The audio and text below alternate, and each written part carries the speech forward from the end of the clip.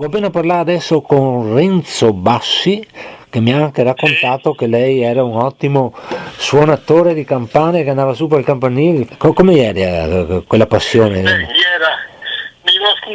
Quando ti ha fatto l'armistizio della guerra, Ah, il signor Bellotto Domenico, ho detto Memmi, che non stai solo al campanile, dalle 8 della mattina fino alle 5 della sera, a suonare campanon.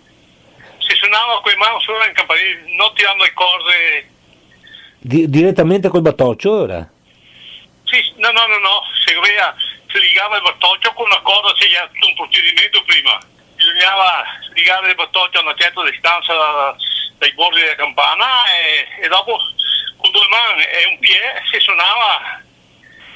E che le femmine, la maggior parte che portava a salame, soppresse, siamo stati 5 ore, siamo andati fino a 5 siamo stati. Suonare il campanone. Ma il giorno dell'8 settembre? Come dite a finire la guerra?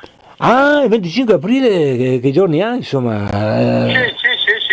Finì la guerra. Finì tutto, partigiani e tutto? Il prete che a suonare campane, a suonare via cosa che era sul campane, era il rito che era merito che nessuno al campanile, che suonare il campanone finché si stufi.